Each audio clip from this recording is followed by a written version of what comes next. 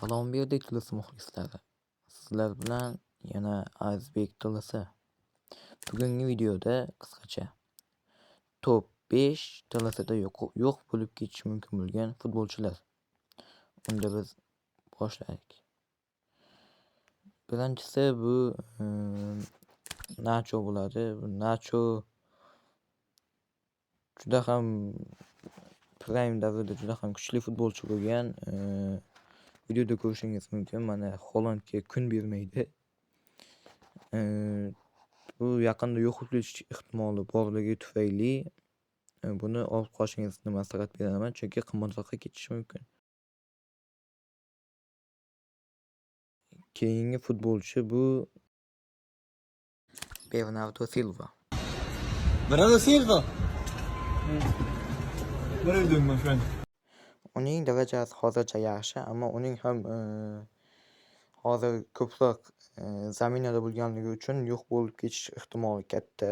Shuning uchun ham bu futbolchini olib qolishingizni maslahat beraman, chunki bu akkauntingiz qimmatroq ketishiga sabab bo'ladi.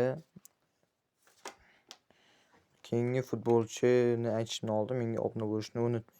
Keyingi futbolchi bu Jorginho. Autorizado para cobrança. Vem pra bola, Jorginho!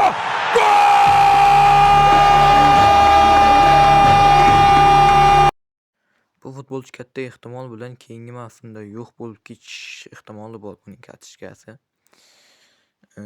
Chunki uning ham ko'proq zaminada o'tirganligi uchun. Keyingi futbolchi bu Marcos Asensio.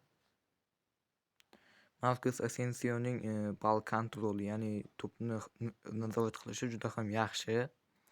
O'yinlarda albatta bu, lekin kartochkasi esa 2lik. Ammo bu futbolchi ham juda ham yaxshi. Keyingi futbolchi Diogo Jota.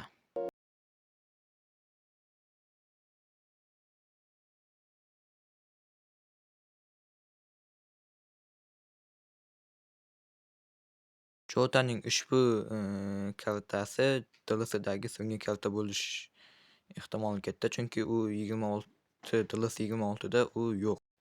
Obuna bo'lishni unutmang va kanalni kuzatib borishda davom eting.